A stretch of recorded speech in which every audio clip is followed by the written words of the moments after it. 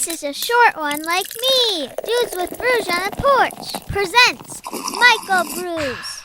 Dude. Craft Brews and Casual Conversations, joined with me, very special guest. He has a brand new Twitch channel out there. He's a brand new father, and he is not a brand new human. His name is Andy, a.k.a. French Toasty Toast, joins us. Welcome, sir. Thank you so much for having me. That is true. I am a new Twitch streamer. I am a new father, and I'm not a new person because I'm old now. Yeah, I'm old too, man. So we were setting things up a little bit. We'll talk about the Twitch stuff in a moment, but we were talking about beer a little bit. So I know on Twitch last week you got a little toasty. It was oh boy. And so the of course it's Dudes with Brews. We enjoy beverages and things like that.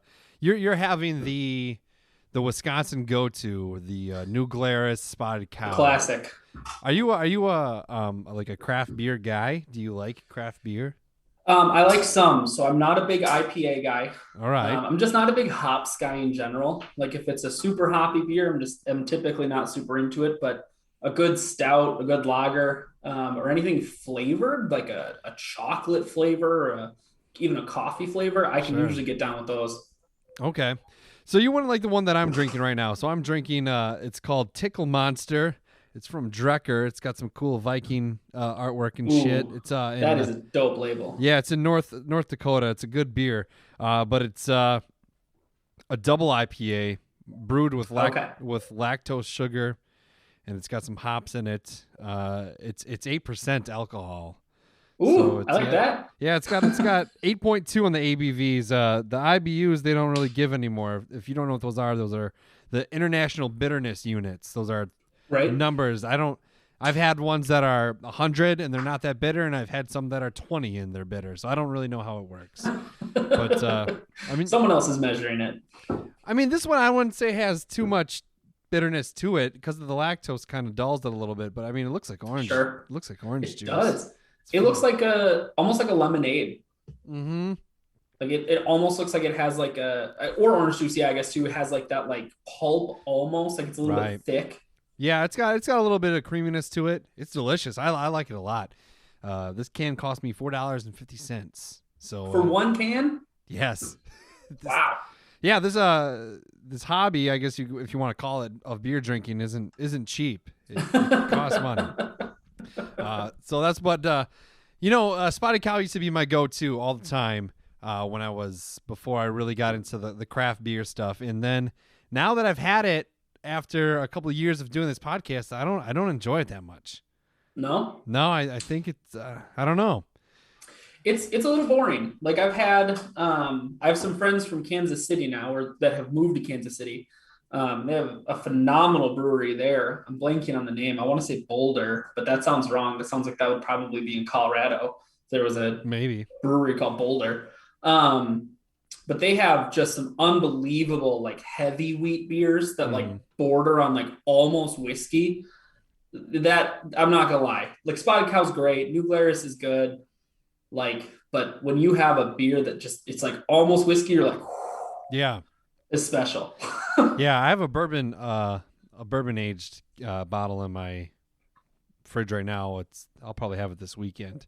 But yeah, it's like a bourbon barrel stout, which those are usually pretty good. But yeah, man, let's talk a little bit about the Twitch channel. So you're a French Toasty Toast. You can be found on Twitch. It's fairly new. It's something that I've wanted to do as well. I've wanted to get into it, but I just haven't.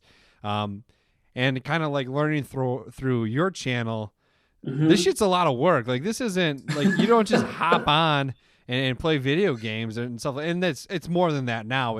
I think it kind of started as streaming video games, but now you can really make your channel your own and everything. But yours incorporates video games. You have a full-fledged schedule that you release every week. Talk a little bit about the development of it, and where does the name French Toasty Toast come from? Yeah, absolutely. So I'll address the name first because it's not a great story, but a lot of it boiled down to I've been watching Twitch streams for a while now. It's something I've wanted to get into for a long time. And I follow some streamers that have absurd names, Mm-hmm. and I follow some streamers that have very like intense names, you know. Right. And I don't follow Ninja much, but Ninja is just a phenomenal Twitch name. Like it shows you like he's a serious gamer. He was early to the platform because he got a name like Ninja. Like like I knew right away I'm not a great gamer. I am much more of a casual player. I enjoy playing games at a slower pace. I'm not a speedrunner. I'm not I'm not someone that's going to learn the mechanics of a game perfectly because I don't like to just play one game over and over again. That's not really my thing. So I knew right away I wanted it to be a little bit silly. I wanted it to be a name that wasn't serious, and that as soon as you heard the name, you're like, okay, so this isn't like a pro gamer. Like this is a dude that has fun. That was exactly what I was going for. So that's where French Toasty Toast came from. It's the name itself actually came from a very obscure reference in the TV show Scrubs, where Turk is talking to his wife about having breakfast for dinner. Yeah. And he just says, "Come on, baby, I got the fever for some French toasted toast." And for some reason, that line has always stuck out to me as being very funny. No one knows that line. It's not an important line in the scheme of the show at all, but it stuck out to me. So as soon as I was kind of going through a couple names, I run some by my wife and a couple friends of mine of like, what do you think? You know, like what would you think when you see the name, you hear the name, you're like, oh, that's a goofy channel. That's not a serious channel. Right. And that was overwhelmingly the winner. So I was really excited about that. But the inception of the Twitch channel, again, like I said, I've been watching a lot of Twitch streams kind of during the whole COVID lockdown, because what else do you do? And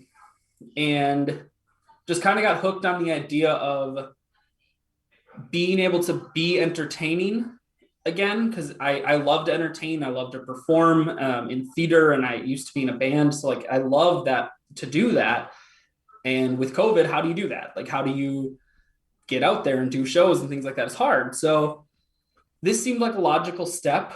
My wife is amazing and put a lot of faith into me. And I said, like, I want to do this. And I think I need to, we need to invest some money to get a nice computer and kind of the stuff we need. And she was on board. She's like, yep, if this is something you want to do, if this is something you want to chase, then let's do it, and let's do it right. So that's kind of how it came about. It is a lot more work than I thought it was going to be honest with you. Just on like the management side of it, just on the making the overlays so that the stream looks good, making the sound effects that happen during the stream, like all of that stuff.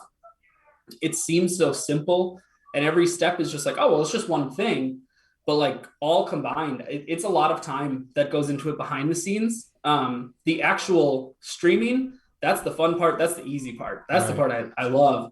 The background management stuff takes quite a bit of time, though. It's surprising how much time it takes. Yeah, so you're right. You've played a lot of Kingdom Hearts to kind of kick things off. A game I've never played, which I'm pretty sure I would like, but I just never have done it. But so do you, like, I guess some technical questions. You're streaming through your computer. Are you playing PlayStation on it, or is it through like Steam, or? It's actually right now, because Kingdom Hearts is not out on PC yet. It's coming this month for the first time ever. It's coming to the PC, which is exciting because it'll make my life 10 times easier. Right. I have an Xbox One. Okay. That's plugged into another monitor. Okay. And then I'm streaming that Xbox One to my computer because Microsoft, they're both Microsoft Pro, systems. Sure. So they talk to each other. So I'm literally streaming from the same room, my Xbox to my computer to put onto the screen to run it. It's far more steps than it should be, considering that, it should just be like open game, play game. But this, at least so far, this is the easiest way that I've found to do it. But who knows? Maybe there's just something I'm missing. It's totally possible. Because people stream Xbox, PlayStation games all the time. Right. I don't know if they're also running it through their PCs or if they you can get a camera. Have found ways around it. Like I know with the PlayStation, you can just like get like the camera or whatever, and then I don't know if it comes with an overlay or what. But that's pretty much what I was gonna do. I was gonna try to get like a different USB mic And then I was going to try to like incorporate the podcast with it, do like different beers with every stream too. But like really in order to be successful or make any money doing this stuff, this is something like that you like you said, you have to invest time and some money into it because like to get affiliated, there's a lot of different steps. And that's something I never really understood until, it was explained to me a little bit. So you pretty much have to stream a certain amount of times every week, right? And then you have to get hit a certain amount of followers, and then the followers and subscribers are different, right? Is that how it works? Yep. So you can follow anyone on Twitch for free, and what it does is it notifies you when they go live. If you subscribe to someone on Twitch, you are paying. Typically, it's about $6 a month. Some streamers are a little bit different, but typically it's $6 a month to be a part of essentially their community. So it gives you benefits on their channel. Like you get, you unlock special emotes that you can use in their chat. There's a lot of times the bigger streamers have subscriber only streams where you can only watch if you're subscribed, because they are big enough that they can do that. So like it just makes you a part of that community, and it helps you support them, because I've been very transparent with my channel, because to me, it's about having fun and stuff. So it's a 50-50 split between you and Twitch as the streamer. So Twitch as a platform takes 50%, which makes sense. They're running a huge platform. They have upkeep costs, obviously. And then the streamer makes 50% of the subscription. So if you subscribe, I get $3 a month if you choose to do it every month, but you only have to do it once. You don't have to renew your subscription every month. You have to, it's up to you. It's not an auto renew like dinner box or whatever those are that come to your house all the time. When you forget to cancel them. Speaking from personal experience here. It's a you have to choose that you want to continue to support this person. So that's something that kind of makes it a little bit special, is people have to choose that they want to continue to support you. And you want to, keep that community alive and keep it well. Yeah, that's pretty. I mean, it's pretty crazy too to think that this is something like it started as a hobby, and like you're having fun with it, you enjoy it, whether you make $1 or not. I'm sure you don't really care. And that's kind of like similar regard to like a podcast or anything like what I'm doing. I have not made. Technically, I have made money, but not recently. And it's that's why I'm here. Yeah. It's just the good guests all came during the money episodes, right? Sure, something like that. And I think people that are new to Twitch don't really understand what it is, because now like you do more than that. You recently you kind of do your own podcast with your wife. That gets on the schedule, but you you can interview people. It's not always just a bunch of nerds playing video games, and if it is, that's cool too. But it's more than that. It's a whole new level of entertainment that I think people should check out. And I know you've always been a creative guy. I've seen you, and I think I talked about it a little bit on the podcast before. But we're talking about like creative people in the community. Unfortunately, in ours, there's not that. There are some, but like it doesn't really seem like people support it. And that's the biggest struggle. You were doing a cool ass thing during the quarantine and stuff like that. You were doing like legitimate do it yourself television productions on Facebook. And like it involved a team of people to do it, and that's amazing. Some small town operation is happening like that, and then people don't support it. I think it's stupid, and I think people should support like a Twitch channel as well, because it's you never know what you could do with it, and it inspires people. You look now on Twitch, it's just insane how many people are on there. I haven't I do follow you, but I don't subscribe. Sorry, but no, that's fine. I understand. I just I'm trying to get like an understanding of it more, and because I think that's something I really want to do too. But what you have to stream how many times a week for like the operations to be really? Yeah, so to become and really it depends on you, and it depends a lot on your audience. Because there are some streamers out there that make it a quote unquote full-time job and only stream 3 days a week because they have a big enough community. They do long streams when they do them. There's all these different factors that play into it, but I think for most people, it's typically 4, 5, 6 days a week. For me, I try to do about 4 or 5 because I do, again, like you said at the start, I'm a new dad. My daughter's 8 months old and she's my first kid. So like I want that time with her desperately. So like I just don't want to stream every single night. And even though she's usually asleep by the time I start streaming, you still want to spend time with her and my wife. So I try to shoot for about 4 to 5 days a week. But yeah, it really just depends. I mean, the really big streamers, some of them, I think Ninja streams almost 7 days a week. He's on all the time. But yeah, exactly like you were saying though, it's not just video games anymore. Often the second or third highest category on Twitch is just chatting above pretty much every video game. It's usually like Minecraft or Fortnite. One of those games is number one every single day. And then just chatting is usually number 2 or 3 because people tune in for all sorts of reasons. I mean, there are channels that are, there's political channels out there. There's, channels that just talk about, fashion and beauty. Like there's all these different aspects of Twitch.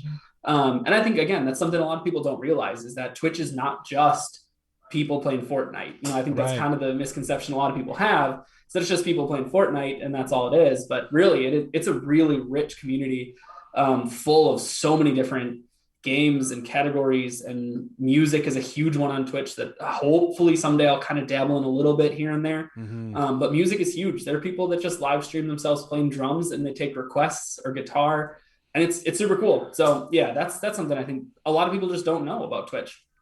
Yeah, absolutely. And so yours is predominantly video games streaming, as at least right now it is. So after Kingdom Hearts, do you have anything planned?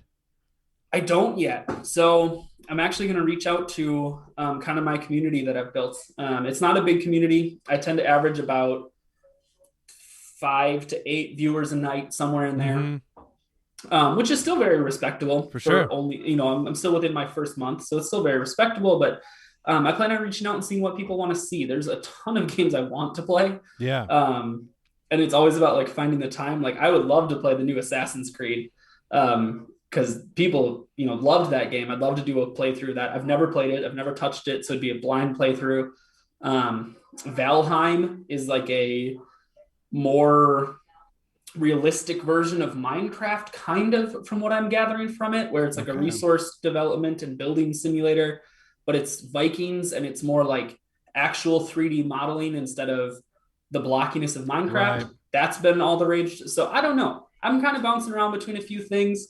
Kingdom Hearts 2 is definitely on the table as a game to just go from 1 to 2. But yeah, for right now, I'm excited. I'm going to beat Kingdom Hearts tonight on stream. So that'll be great. And then after that, I'm not sure. We'll see kind of where we go from there. So growing up, what was your kind of platform of choice, and what was the first like actual video game? I think everyone kind of starts with Mario maybe, or sure, Sonic or some shit like that. But what's like the first game that you actually like invested in, and you're just like, I'm putting the time in and I'm doing this? Yeah. So I did not grow up with video games a whole lot around the house. Right. I had friends that had, Nintendos and PlayStation 1s and things like that. Yeah. But I never owned one until my dad bought a PlayStation 2 for the sole reason that he was walking through a Walmart one day and they had Guitar Hero set up. Oh yeah, dude. And he played Guitar Hero for like 4 minutes and he bought a PlayStation 2 that day and brought it home. So my first console was a PlayStation 2. I put so much time into Guitar Hero. I absolutely loved that game. And then went from there to a lot of sports games. I played so many college football and Madden and baseball games back then. And then kind of moved into the Kingdom Hearts and the Japanese RPGs and the more grand games, I guess you'd say, with bigger stories and things like that. Yeah. So that was kind of my progression, was Guitar Hero, sports games, into the JRPGs and things that I tend to play more of now. I think, and I don't know which one I had first, but I know my family did have a Sega and a Nintendo, sure, and a Super Nintendo. And I'm pretty sure we had the Sega first. I was pretty lucky in that I really got introduced to video games at a pretty young age, and it got to the point where I had one of those original Game Boys. It was see-through, and it took like 800 batteries. It was big and blocky, and I had Mario on it. And my mom liked Mario so much that kind of the same thing as kind of with your dad. She went to fucking Toys R Us when that place was still kicking, and bought a Nintendo, and it came with Mario All-Star, and that's kind of like what. Nice. Yeah, that's kind of what introduced me to that. And then I remember some kid just telling me he got a PlayStation. I'm like, oh, what's that? And then he's like, oh, it's just like you play video games. And then I just told my parents without even really knowing what it was. I was like, I think I asked for that for Christmas or whatever, and it was like a couple of years after it came out, and they got me it, and I was playing like Rugrats games and stuff like that. Yep. So, and then eventually it turns into Grand Theft Auto. I go from shooting baby bottles to shooting hookers in the car. So it's a quick trajectory too. Like it's like SpongeBob SquarePants to Grand Theft Auto is only like 2 steps in between there. Really? Yeah, you're not wrong. Yeah, unfortunately, now I don't really get to game as much. Just a busy life, I guess you could say, and you can totally relate to. But a cool thing, that I can speak of as a parent, like they recently launched or re-released Tony Hawk Pro Skater, a game that I grew up with that really fed my love for punk rock and video games, and just it's just bonding over that. I bought the new ones, and now my kids are learning how to play it, and they're playing. Oh, they're awesome. Making their own characters, and they're showing me all the tricks and stuff that they can do. And of course, I'm insanely better than they are. And they know that I'm better than them. Show them who's boss. That's right. But it's just kind of crazy. And then you're listening to majority of the same soundtrack. And is it really? That's what I was going to ask. I haven't bought them yet, so I didn't know if it was going to be a lot of the same soundtrack or if they updated music. Depending on the rights and everything, they couldn't get everything that they once had, but there's the staples are in there, I think, from the soundtrack, and then there's some newer stuff too, which is also good. But it's awesome, and that's one thing that people, and I think I'd like to think most people know that the social aspect of gaming is so much more today than what it once was, because it's kind of like nerd culture, but now it's you can make friends across the world playing video games. You can meet people on Twitch, even I follow a guy, Devin K. He's in the band Direct Hit and Devin K and the Solutions. He has a Twitch channel, and you get to interact with him. You get to ask him questions, and he does the interview stuff too, which is pretty sweet. So I think there's something to Twitch that not a lot of people are understand yet. People are just so accessible on Twitch, my personal favorite channels are often people who are, don't get me wrong. I love the channels with ridiculous personalities. They do a phenomenal job. I love them. But a lot of my favorite channels are just chill channels where it's just them hanging out, either playing games or just chatting. I follow one guy who just builds Legos and just chats. He'll just sit there and he's building Legos and he interacts with his chat. And it's a great time, because you really get to know these people in a weird way that obviously you would probably never interact with in real life. But you get to know them, and they become a little piece of your life, and you feel like you're a little piece of theirs. So yeah, Twitch is really I think it's still growing. A lot of people will say well, it's too late to get in the Twitch game because there's 10 big channels that are making all the money and everyone else is kind of fighting for it, which is partially true, but it's also, I feel like the potential is just not even quite capped yet. I feel like there's still a lot more growing that not just Twitch, but other streaming services too are going to start to provide that will change, the way that entertainment happens, because people are looking for that transparency and that, realness of you are a part of this person's day-to-day life, essentially, it's, I think there's still a ton of potential there. Well, I mean, you look at podcasting, I've been doing this for 3 years.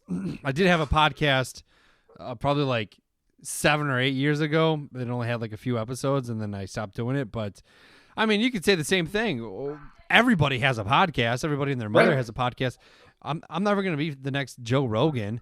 Like Joe Rogan's fucking making $200 million from Spotify and shit like that. So it's like you can say the same thing, but if it's it's also for me, I guess you could say I've encountered people that I never would have met. I've interviewed some pretty amazing people, some actors even that are in like, you know, I interviewed an actor from Supernatural and 13 Reasons Why, and an actor from Ozark, and it's like it's just like through some dumb luck, and that's not like when I started this podcast, I never thought I would be doing that, and then I have a fan in Finland that we chat with we email back and forth, and it's that's pretty insane. Cool. Yeah, I don't know how he found me, but he did. So he's like, man, I just love hearing about those Wisconsin winters. Yeah, I wonder if it gets wintry in Finland. Maybe. I don't know I assume so. It's fairly northern, right? Maybe. I don't know. I'm really bad at geography. Dude, I am too.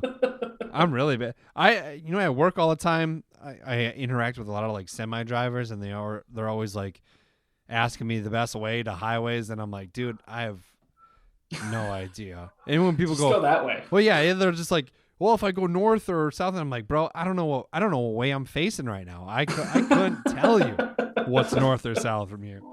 Like north, like south, like Milwaukee. Yeah, sure. That's south of us. That's right. All I can know. California's west. New York is east. That's true.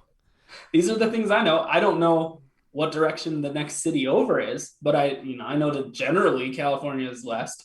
Yeah, absolutely. It's unreal, and I think technology has diminished my ability to know where directions are. Yeah, I just feel like I don't have to very often. I can. Why would I memorize where all of these places are when I can just look it up at any time? I don't even know my wife's phone number. Don't know it. I only know my wife's phone number because I use her Walgreens rewards. So I memorized her phone number so that I didn't have to get my phone out every time and look for it. Yeah. So what's you got the new baby. Very cute, and congratulations. That's exciting to become a dad. How's that treating you these days? How's she sleeping? Some days are better than others. Right. The last 4 days in a row have been really rough. She has not wanted to go to sleep. And then when she does fall asleep, she treats it like a nap where she wakes up after an hour and a half. Yeah. And then is mad that we're trying to put her back to bed. But for the most part, she's doing really well. She, for the most part, sleeps through the night. Mostly wakes up a couple times, but it's not too bad. Mm-hmm. And yeah, she is so much work. She is exhausting, but she's also the greatest thing ever. Right. She just started crawling, which is awesome. Amazing. So cool. Because I was literally talking to my wife about it tonight, and I was like, it's funny because I used to set her in front of stuff, and she's like, all right, I guess this is the toy I'm playing with, right? Because this is the only thing in front of me. And now I set her down. I'm like, oh, go play with that toy, and she's like, nah, I'm just gonna go over here and get this toy because that's what I want. I'm like, yeah, you can do that now. You can move. So it's crazy, and it's crazy how fast she'll learn stuff where she just won't be able to do something at all. She has zero comprehension of how to crawl. And then one day just starts crawling. Mm-hmm. There wasn't much lead up to it. She kind of had this wiggle for a little bit, but really it was just all of a sudden one day it was and she's moving across the room. She just figured it out. Something clicked in her head. And then it's been like that for so many things where it's just and she just did that now. She just sits up now on her own. I don't know when she learned that, but she does all this stuff. So it's really cool. And it's so much fun to just watch her experience the world and watch things for the first time and figure things out. Have you gotten the stereotypical, or somebody's talking to you and well, wait till this happens. Oh, this and that. Yeah. That shit's stupid. I work in retail now, so every day. God. People are always telling me because I'll be checking someone out. I'm scanning their baby thing or whatever. And I'm like, oh, this is really cute. And they're like, oh, do you have kids? And I'm like, yeah, I have an 8-month-old. Like, oh, just wait. And I'm Yeah. like, okay. It's Like, like, I don't know what you want me to do. What else was I gonna do? it's like other parents like try to diminish like your decisions. Like, oh, you shouldn't have had that baby because Right. wait till they're teenagers or something. And then, you know, that stuff, some of that stuff does happen, of course, where the sass, the attitude and everything like that. But Oh yeah, I'm sure. it's just like, oh, just wait, you know, you're not going to be sleeping for days. And it's like, yeah, I understand that. Like, Yep. Yeah. I also, and this may be just me, maybe a me thing, but if you know me well, I am not a super masculine guy. Like I'm not a prototypical alpha male, you know, like that's just not my MO. right. I don't, it's not a big deal to me. It drives me insane when guys say stuff like, oh, you have a daughter? Like, oh, watch out because girls are I'm like, get out of here. Like, listen, she's a kid and she's awesome. Right. Like, Right. I'm not going to clean my shotgun if she brings over a significant other. Like, what are you talking about? Like, no, that's not who I am. So that kind of stuff drives me nuts. But overall, I mean, I think people mean well. I think people just want an excuse to talk to you about what's going on in your life. And I get it. So I think they're trying. Yeah, I think I've gotten that too. There's a good chance that I might answer the door in my underwear, but like when my kids like significant others come over or something like that. But, oh yeah, but yeah, I don't even own a gun, so yeah, that is far more likely that I will. Don't get me wrong, I will embarrass her, but that'll just happen naturally. Like I'm just an embarrassing guy, so like right. she'll be plenty embarrassed by me. Yeah, it's a lot of fun though. I do enjoy being a parent though. I mean, there are days where it's like you they'll make you reconsider every decision you've made in your life. My son's really pushing the buttons as of late, so he knows where they are. He's like, he does. Just keep hitting this. He's such a sweet kid though too, and then like he's a little manipulator. He pisses me off, and then he, just makes me feel bad for being mad at his horrible behavior. I don't know how he does. I can't wait for my daughter to learn that. It's maybe she won't. Hopefully not, because it sends you on a whirlwind of emotions. He's like, he talks to you like, you don't give him dessert, and then he's just like, oh, but I ate some chicken, and then he's like really nice, telling me how much he loves me and stuff like that. And then you want to give him some ice cream, but then right. But then you reflect on the last 2 minutes, and you're like, no, go sleep. Yeah, you don't deserve ice cream tonight. Yeah, but yeah, that's awesome, man. It is a lot of fun, and hopefully, one more is in my future. We'll see. Yeah. Yeah, and then after that, we're shutting the systems down. we're done. Yeah. We're done here. My wife and I have talked a lot about because we don't want to have just one kid, because I am well aware I'm already going to spoil the ever living crap out of her, and I won't be able to help myself. But if we only have one, it's going to be a huge problem for me. Right. Like I will never not spoil her. So we talked a lot about having a second kid, but we've actually talked a lot recently about adoption. So crazy. We're planning on adopting probably in 5 to 10 years from now, when our daughter's a little bit older and can kind of understand what's going on. We've talked a lot about that. So, because the first one was very hard for my wife. So, man, she had a lot of, and not to mention it was during COVID, which obviously didn't help anything. Right. Because dear Lord, like being pregnant during COVID, even being the husband of someone who's pregnant during COVID, like the just pure terror of every day being like, are we going to die today? Like, who knows? Especially at the start, like, you're like, can I go to the grocery store? Or am I going to kill my baby? Like these are questions we had to ask. We're good on having the babies for at least a little bit. Dude, I mean, the birthing process and being pregnant is terrifying. There's so much that can go wrong. Yeah. And it usually does. Yeah. And then it's so much. It's like, if you really think about it, it's just like, it's hard to believe that half these kids are alive because of all the crazy shit that goes down when people are giving birth. And it's right. I don't know. I've taken some pretty painful poops in my day, but I don't know that it equates to giving birth. Maybe, Perhaps. I've heard it's very similar. Yeah. I did not. Please don't at me. I'm not belittling you, I promise. What's remarkable to me is that any family in the world has more than one kid. Right. Like, how did my mom have 5 kids? What was she thinking? She had 5 Like, kids? I have 4 siblings. Oh, that's insane. So, yeah, I can't, like, after watching my wife do 1, I'm like, I can't. How would you do this 5 times? Like, this is insane to me. Like, yeah, you are a lunatic. And the worst like pregnant person is the braggy pregnant person that talks about how amazing and how great their pregnancy is and how easy it's been and how connected they feel to their baby. And then it's just like, wow, the person that's carrying your child is throwing up 7 times a day and, is having troubles walking, is in a lot of pain. And you just want to be like, shut the fuck up, lady. Like, your perfect baby is going to haunt you one day. Like, you're gonna eat those words. It is crazy. It's just so crazy how different it is for everyone. Like, I mean, we had friends that, were pregnant before us or have gotten pregnant since, and just like the complete difference in like pregnancy experiences that we all had. And again, COVID definitely played a role in our pregnancy experience. The biggest thing for us was I couldn't go to a lot of the doctor's appointments. I could basically only go to ultrasounds. And then when we had the baby, I couldn't go to anything else. So like when Bree did have some complications that came up, I couldn't go with her. Like I couldn't be there, when she had to stay in the hospital overnight because we didn't know what was going on. Like that was a huge, really, really difficult thing. But just the crazy differences in pregnancies is just wild to me. And maybe that's how my mom had 5 kids, is that they really were just a lot easier than the one that I got to, be a part of. So,